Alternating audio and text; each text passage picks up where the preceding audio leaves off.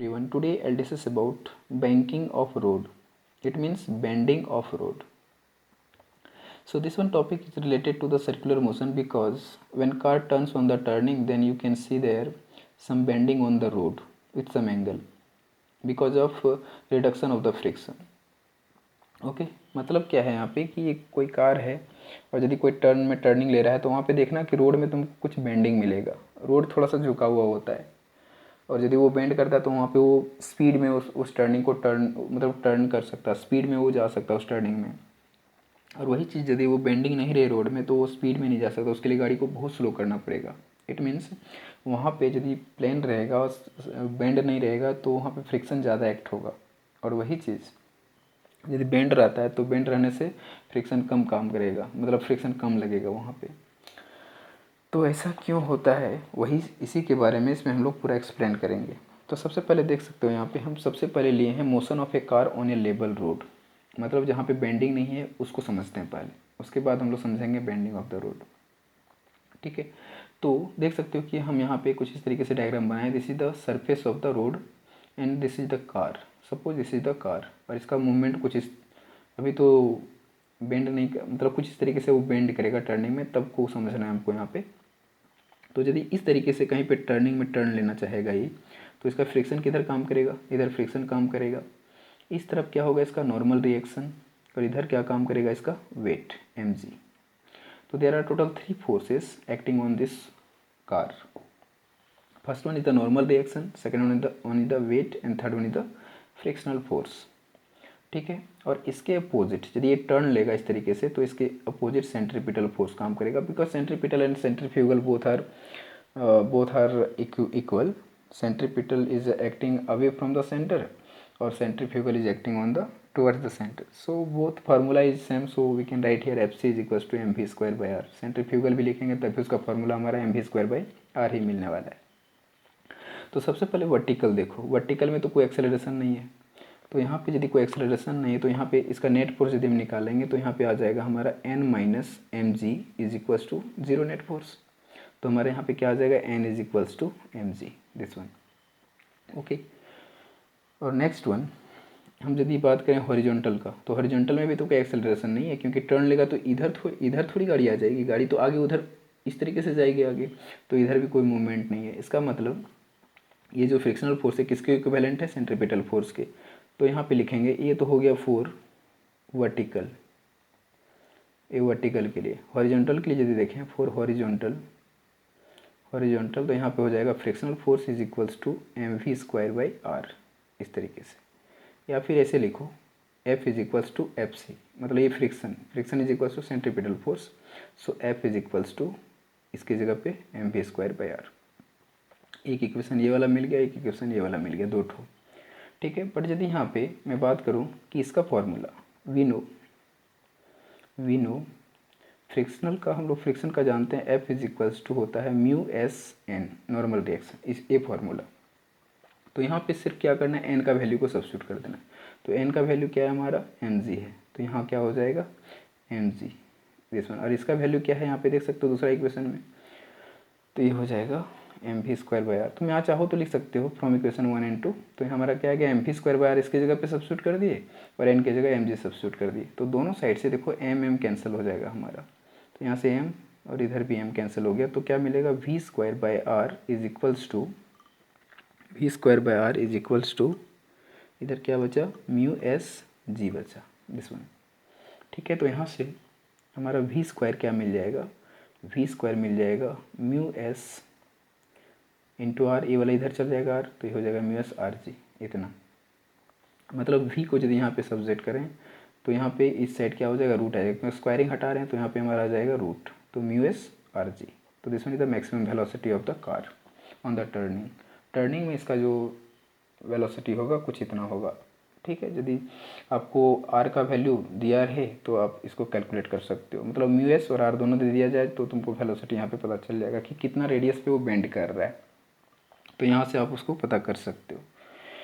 ठीक है, तो कुछ इस तरीके से जनरल फार्मूला हो गया for maximum velocity of the car on the turning of the level road. मतलब प्लेन रोड में यदि ये टर्न लेना चाहता है तो वैसे कंडीशन इसका जो वेलोसिटी होगा कुछ इसके बराबर होगा। अब हम लोग बात करते हैं बेंड, इसमें ये कौन सा रोड हो जाएगा हमारा, बैंक्ड रोड, मतलब बेंडेड किया हुआ रोड में यदि कार ट्रैवल करता है तो वहाँ पे कैसे वेलोसिटी इसका क्या होगा उस चीज़ को समझते हैं। तो उसके लिए देखो यहाँ पे हम लोग देखते हैं, उसके लिए यहाँ पे देखो नेक्स्ट टॉपिक हमारा है मोशन ऑफ ए कार। यहाँ पे हमारा टॉपिक है motion of A car on banked road, this one. यहाँ पे देख सकते हो इसको, चलो इसको हटा देते हैं, ठीक है। ये चीज़ है motion of A car on banked road, this one. तो यहाँ पे कुछ इस तरीके से समझाया गया है। स्टार्टिंग में देखो रोड जो है सो कुछ इस तरीके से झुका हुआ है, तो कार जब टर्न लेगा तो कुछ इस तरीके से टर्निंग लेगा, तो कुछ इस तरीके से टर्निंग में दिखता है आपको ना, सर्कुलर मोशन दिखता है इस तरीके से। तो यहाँ पे हम मान लेते हैं कि रोड का जो इस तरीके से बेंडिंग है, थोड़ा सा बेंडिंग है, वो कुछ इतना एंगल पे बेंडिंग है, थीटा एंगल पे बेंडिंग है। यदि थीटा एंगल पे बेंड है तो कार इस पॉइंट पे है, एक कार देखो यदि ये बेंड है, थोड़ा थीटा एंगल पे बेंड है तो इतना ऊपर पे इतना बेंड है, मतलब इतना बेंडिंग है इसका, मतलब इतना हाइट है, बेंडिंग जो किया वहाँ पे उतना हाइट है, मतलब इतना एंगल पे, थीटा एंगल पे। तो ये कार मेरा इस जगह पे है, इस जगह पे। तो हम जानते हैं कि नॉर्मल रिएक्शन हमेशा परपेंडिकुलर होता है, तो कार के परपेंडिकुलर, कार के सब 90 डिग्री पे ये तुम्हारा नॉर्मल रिएक्शन है, और एम हमेशा डाउनवर्ड डायरेक्शन में होता है। तो इस कार का जो एम होगा, मतलब वेट जो होगा वो किधर लगेगा, नीचे की तरफ, ठीक है ये चीज़। और इसका फ्रिक्शनल फोर्स किधर काम करेगा, जिधर कार गिरना चाह रहा है, मतलब जिधर, मतलब सेंट्रीपिटल के कारण ये गिरेगा नहीं, सेंट्रीपिटल फोर्स मतलब सेंट्रीफ्यूगल फोर्स इसको इधर इस साइड में सेंट्रीफ्यूगल फोर्स लगेगा इस पर, तो उसको बैलेंस कर लेता है, उसको गिरने नहीं देता है।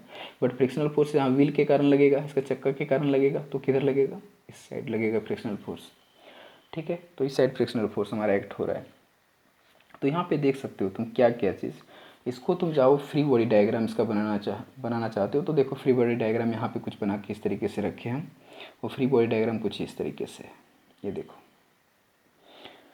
हम मान लेते हैं कि ये सरफेस है ना, दिस वन सरफेस, तो ये सरफेस है हमारा। तो अब इस सरफेस को हम इतना टर्निंग दे दिया ना, इतना थीटा एंगल पे, मतलब ये बेंड कितना है, यहाँ से यहाँ तक बेंडिंग है, मतलब ये थीटा एंगल पे बेंड है। मतलब एक तरीके से मान सकते हो यहाँ पे कि हम मान लेते हैं कि ये वाला जो है this one line is the this one line, ये वाला लाइन जो है इसको हम यहाँ मान लिए इस जगह पे, ये वाला। तो इसको बोल सकते हैं हम सरफेस, किसका सरफेस, रोड का सरफेस है। कितना एंगल पे यहाँ पे है, तो यहाँ पे तुम इस तरीके से मान लो थीटा एंगल पे है, ठीक है। तो इस चीज़ को कुछ इस तरीके से दिखा दिए। नेक्स्ट वन, हम इस कार का मिड पॉइंट लिए हैं यहाँ पे, इस चीज़ को यहाँ पे हम रिप्रेजेंट कर दिए, ठीक है। ये देखो ये नॉर्मल रिएक्शन है, इसको यहाँ पे हम ले लिए नॉर्मल रिएक्शन कुछ इस तरीके से, ठीक है। तो इस नॉर्मल रिएक्शन का हम यदि दो कंपोनेंट निकाल दें, एम का ना कंपोनेंट निकाल करके हम नॉर्मल रिएक्शन का कंपोनेंट यहाँ पे निकाल रहे हैं। तो एम का भी कंपोनेंट निकल सकता था, बट हम यहाँ पे नॉर्मल का निकाल रहे हैं, कोई फ़र्क नहीं पड़ता। तुम एम का भी निकालो तब भी वही रिजल्ट आएगा, और नॉर्मल रिएक्शन का भी निकालोगे तो वही रिजल्ट आएगा।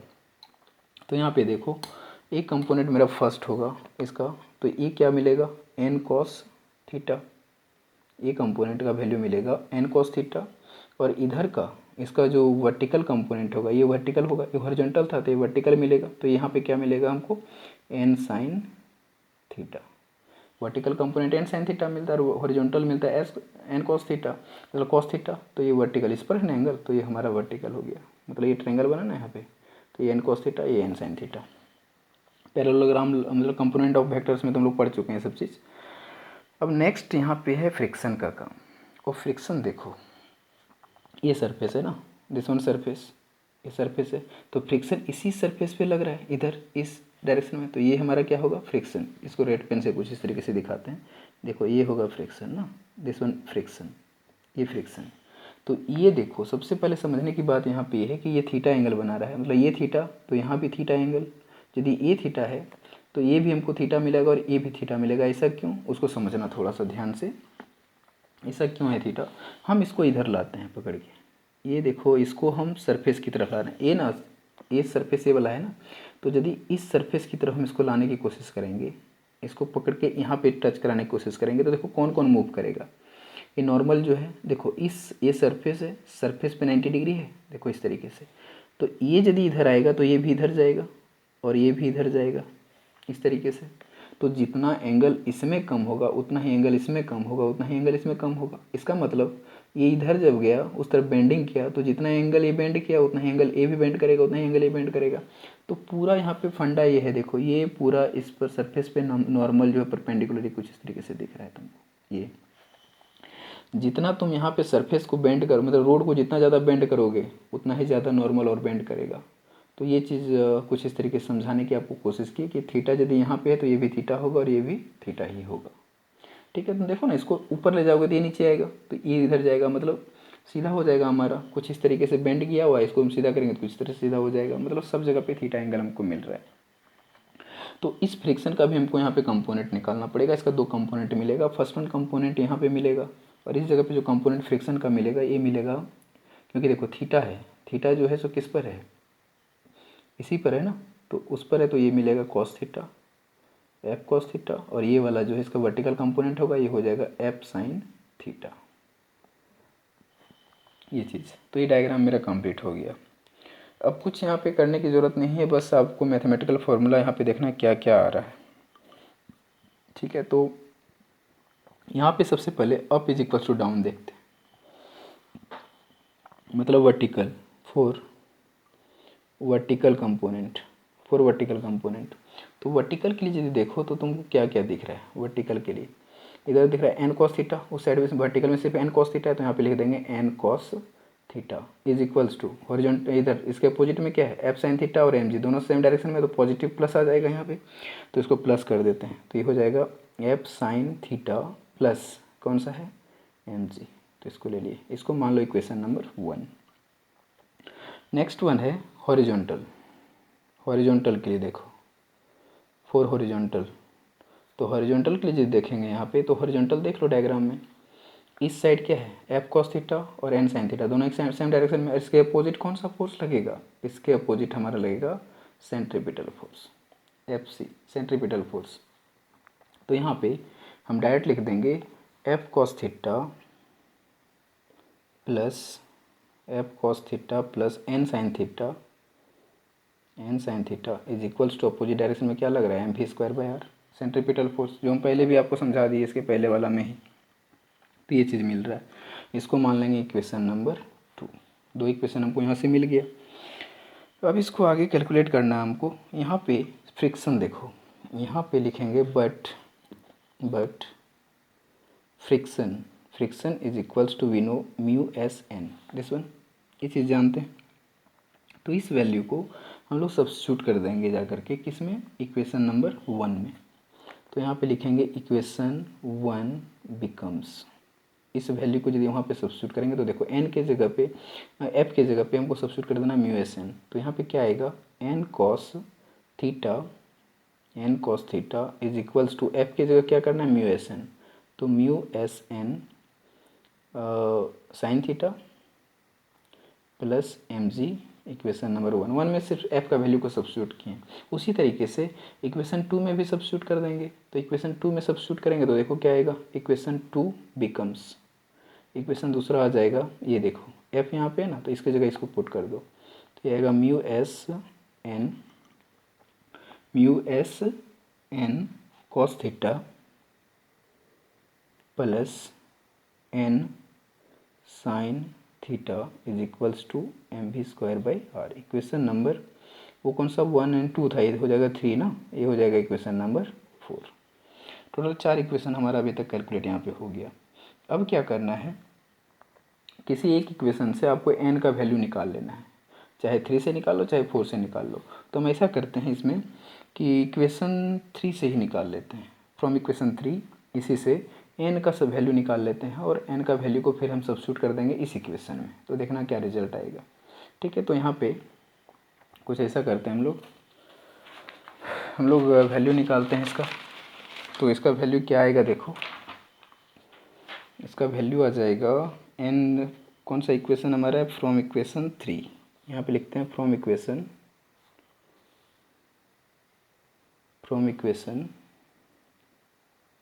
3, फ्रॉम इक्वेशन 3। इक्वेशन 3 क्या है हमारा, वही डायरेक्ट लिख देता हूँ यहाँ पे, यह है N cos theta minus minus mu S N sine theta. Actually सबसे पहले इक्वेशन ही पूरा लिख देते हैं। Mu S N sine theta is equals to M G, ये इक्वेशन है हमारा, ठीक है, इक्वेशन नंबर 3। तो यहाँ पे देखो इसको उस साइड ले जाओगे तो माइनस में चला जाएगा, तो यहाँ हो जाएगा N cos theta minus mu S N sine theta is equals to क्या होगा एम जी। ये चीज़ एक्चुअल में यहाँ पे क्या था, कैसे कैसे लिख दिए यहाँ पे, ये प्लस में, ठीक है, सॉरी ये प्लस में ये चीज़। तो mu N cos theta is equals to mu S N sine theta plus M G, तो ये चीज़ को इधर ले आए तो माइनस में आ गया इज इक्वल्स टू दिस। अब यहाँ से दोनों से एन कॉमन ले लो, तो एन कॉमन यदि हम यहाँ पे लेंगे तो क्या आएगा, cos theta minus mu S sine theta, ठीक है, is equals to what M G, ये चीज़ मिलेगा। तो यहाँ से एन सब्सट्रैक्ट करेंगे तो एन का वैल्यू क्या मिल जाएगा, एन इज इक्वल्स टू मिल जाएगा M G divide by cos theta minus mu S sine theta, ये चीज़ मिल जाएगा। एन का वैल्यू हमको मिल गया, ठीक है। इस एन का वैल्यू को सब्स्टिट्यूट कर देना है दूसरा इक्वेशन में। देखो एन का वैल्यू कहाँ सब्स्टिट्यूट करना है आपको, यहाँ लिखेंगे सब्स्टिट्यूटिंग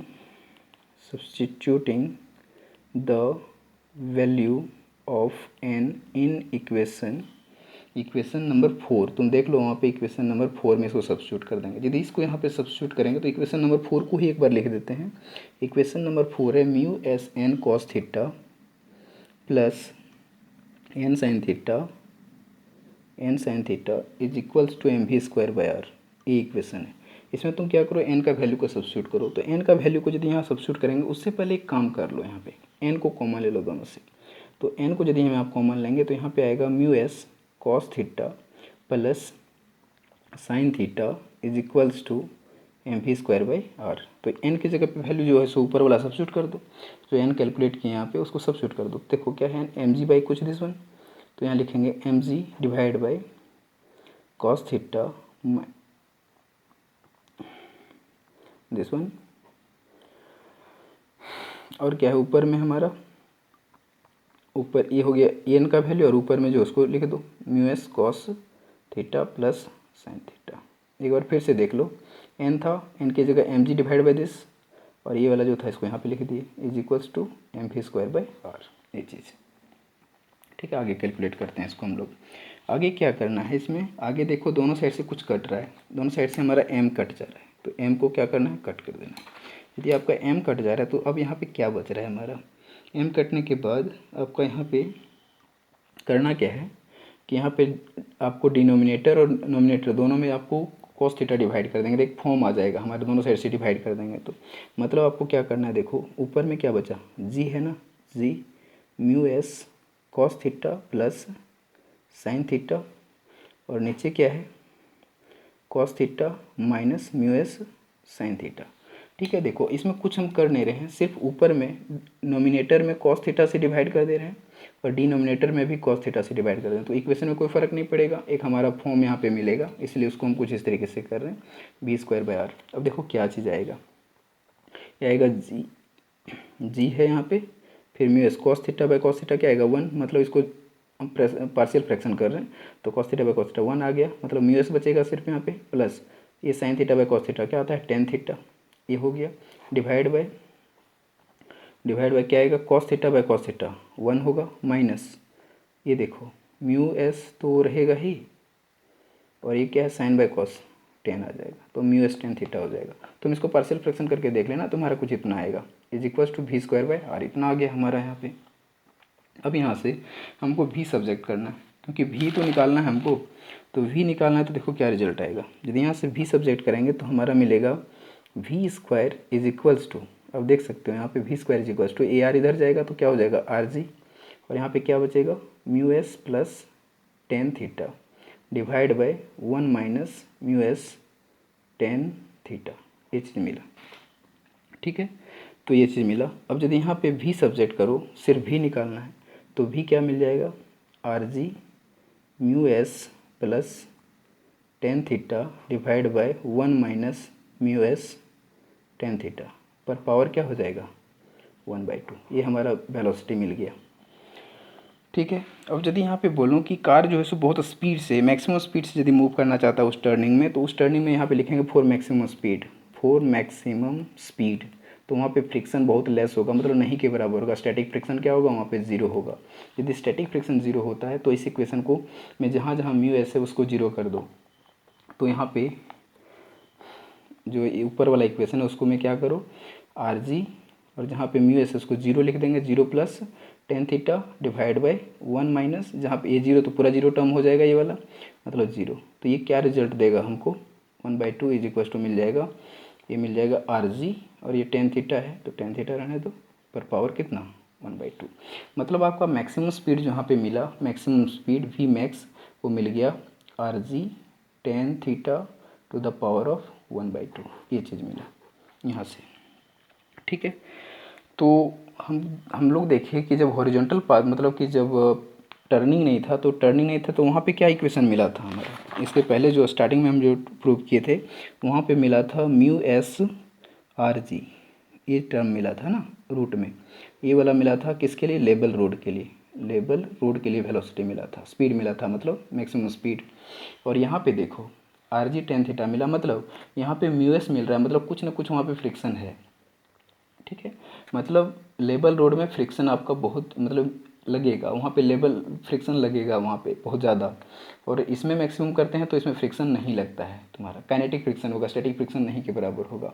इसका मतलब क्या है कि लेबल रोड बेटर है या फिर टर्निंग वाला, मतलब बेंड किया हुआ रोड। तो बेंड किया हुआ रोड में आपको गाड़ी को मूव करने में इजी पड़ेगा, because there are less friction, यहाँ पे फ्रिक्शन नहीं के बराबर है, बहुत कम फ्रिक्शन लगता है इसमें, less friction in comparison of लेबल रोड। लेबल रोड में आपको फ्रिक्शन ज़्यादा लगता है। तो this both the equations is very important for numerical problem. So आप एनसीईआरटी का एग्जाम्पल देख लेना, एग्जाम्पल नंबर जो है वो एग्जाम्पल नंबर है आपका 5.10, 5.10 एंड 5.11, वहाँ से आपको बहुत हेल्प मिलेगा। इस दोनों फार्मूला को यूज किया हुआ वहाँ पे, और उसको आप देख लेना एक बार, बहुत अच्छे से समझ में आ जाएगा कि इसका क्या मतलब मीनिंग है। ठीक है, तो आपको बस इस तरीके से माइंड में रखो कि टर्निंग में यदि रोड को बेंड किया जाता है तो उससे क्या होता है कि फ्रिक्शन जो है सो बहुत लेस लगता है, और यदि वही लेबल रोड में गाड़ी को टर्न करेंगे तो वहाँ पे फ्रिक्शन बहुत ज़्यादा एक्ट होता है। ओके, तो हम लोग रोड को बेंड इसलिए करते हैं क्योंकि वहाँ पे फ्रिक्शन बहुत कम से कम लगे। So this is all about of the two lecture. So thank you for watching.